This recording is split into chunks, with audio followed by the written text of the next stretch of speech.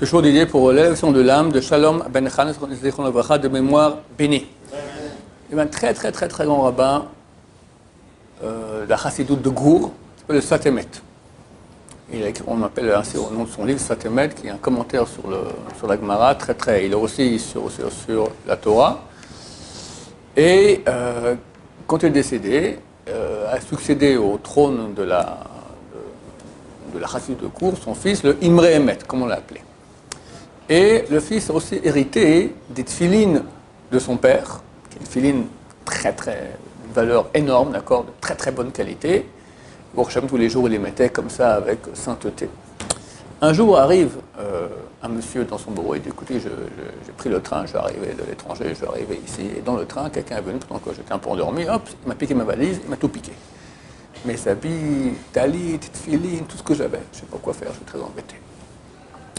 Le rabbin réfléchit un peu et dit, écoute, tu sais quoi, j'ai une idée. Voilà, je te transmets moi aussi, il sort un tiroir, c'est les tefilines, je te donne une paire de tefilines. Attention, c'est pas n'importe quelle tefilines. C'est les tefilines qui m'appartiennent, que je reçois en héritage de mon père, le Sfatemet. Ce sont des tefilines d'une qualité colossale. Le type, il est super content, il aurait dû dire non, n'est-ce pas? Mais il a dit oui, d'accord, et il sort tout heureux avec les tefilines du Imre Emet qu'il a hérité du Sfatemet. Extraordinaire. Le frère du Imre Emet, il s'appelle le Rav de Ponovitch. Il n'a pas compris, là, il était au courant, quoi. Comment ça se fait, quoi? Les tefilines de notre père, comme ça, on donne à un étranger, on ne connaît pas ce type-là, d'où il vient, tout ça.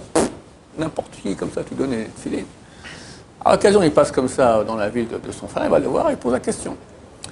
Alors, il lui a dit, écoute, c'est bien, c'est écrit dans le Rambam, on a un verset, Kol Chelev Lachem. Kol Chelev. Chelev, c'est les parties les plus grasses de l'animal, c'est les meilleures, d'accord? À Hachem, on donne le meilleur. Caïn, pourquoi est-ce que Dieu n'a pas reçu son sacrifice? Parce qu'il n'a pas donné le meilleur. Hevel, c'est marqué dans le Chelev, il a donné le meilleur. On donne le meilleur à Hachem. Aujourd'hui, on n'a pas de temple, on n'a pas de sacrifice. On va donner maintenant le plus beau mouton que j'ai dans mon troupeau. Alors, comment on fait pour donner à Hachem un sacrifice? On donne à un pauvre. Alors, je peux lui donner un peu d'argent qu'il a acheté des tefilines, ou appeler quelqu'un qui vend des tefilines et lui acheter, mais c'est marqué Kol Chalev Lachem, on donne le meilleur. Alors, j'ai donné le meilleur que j'avais, le tefilin de mon père, extraordinaire. Et comme ça, c'est un cadeau à Dieu. Parce qu'on n'a pas Dieu aujourd'hui, on n'a pas de sacrifices, mais on a des pauvres. Une histoire qui s'est passée dernièrement avec un jeune homme qui habite Bnei Brak, parisien d'origine. Sa famille habite à Bnei Brak. Il va passer quelques jours à Paris et il revient. Qu'est-ce qu'on ramène de Paris d'habitude quand on revient et on est orthodoxe? Des chocolats d'Amiel. Il amène 3 boîtes de chocolat d'Amiel. Et c'est fantastique, son père est très content à faire ça, les repas de Shabbat, c'est vrai qu'on a un bon plat, le laisser pour Shabbat, d'accord?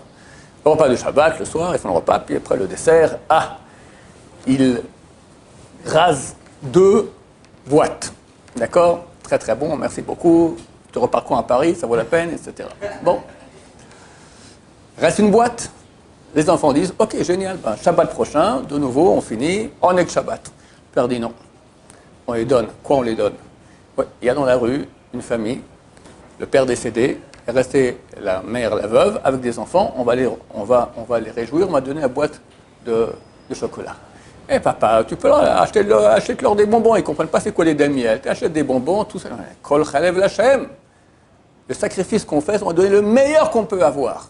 On va donner des miel, les enfants ne sont pas contents. On donnera quand même. Et pour nous, ils ont donné, ils ont accepté. Et ainsi, il a fait un vrai sacrifice. Ça nous concerne, nous tous.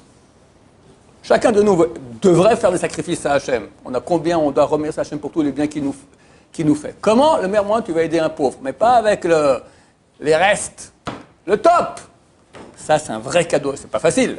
Ça, c'est un vrai cadeau à Hachem. C'est un vrai sacrifice. Sacrifice signifie que tu sacrifies une partie de toi. Tu aurais bien voulu garder les bons damiels. Tu aurais bien voulu garder le plus beau mouton de ton troupeau, tu aurais bien voulu garder les bonnes tes meilleures tefilines. Tu les donnes à Hachem en les donnant à un pauvre. Oui, il y a une question? Comment savoir à qui donner et est-ce que le pauvre que je vais donner... Baruch Hachem, ça ne manque pas de pauvres. Donc, le top, c'est comme ça. La halakha, elle dit, la meilleure tzedaka à faire, c'est donner la tzedaka pour sauver un prisonnier. Quelqu'un m'a écrit dernièrement d'Amérique, voilà, il a de l'argent, il veut trouver, est-ce que c'est une mitzvah de payer un avocat, tout ça, pour sortir le prisonnier de prison, etc. Je voulais voir un grand Chacham, il m'a dit, C'est plus aujourd'hui. Ça, c'est à l'époque. En prison, on torturait les gens. Très souvent, ils ne sortaient même pas vivants. Ils mouraient là-bas, d'accord, ils ont un trou.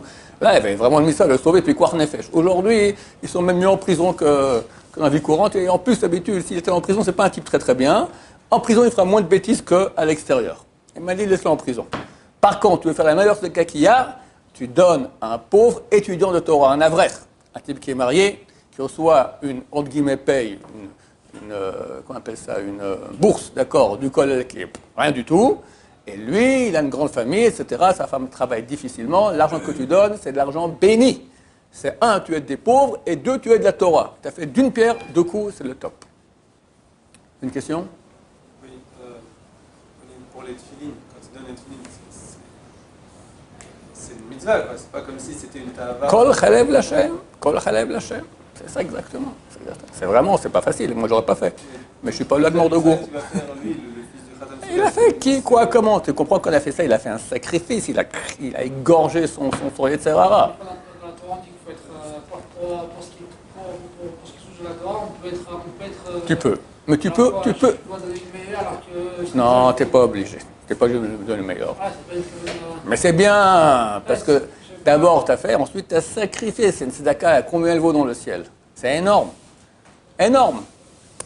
Pas parce que tu as fait un don de chose de grand, parce que tu t'es tué, tu t'es sacrifié, tu as pris le Yetzirah, tu l'as égorgé.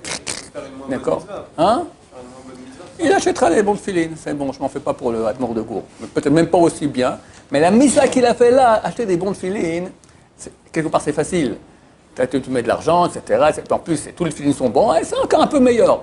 Mais il n'y a pas eu le sacrifice de soi, l'effort, se casser, d'accord? C'est pas facile. Moi, je n'aurais pas pu le faire, je te dis sincèrement. Mes filines, je peux, tiens, voilà, un gvar, vas-y. Mes filines à moi, jamais de la vie. De l'admor de Gour, ben, il peut rêver, le type, d'accord? Ouais, mais c'est des gens de très grand degré qui sont capables de se casser. C'est vraiment digne de louange. Oui, alors, un tas de questions encore, oui. C'est juste une information. En vrai, on peut dire qu'il les a pas vraiment perdus, ces filines. Il a sauvegardé la mitzvah dans le ciel. C'est certain.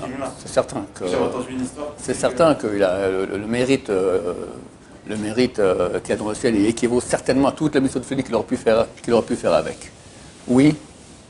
Et comment, en vrai, ma question était plus, si on donne tout à un pauvre et qu'après on va... Attends, je ne vais pas dire donner tout au pas pauvre. tout, mais si on donne, par exemple, je donne un exemple, 200 shekels dans la poche.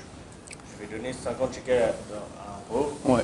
pour vraiment lui donner quelque chose de bien. D'accord, ouais. Mais à la fois, je sais que je vais avoir besoin des 150 qui me restent.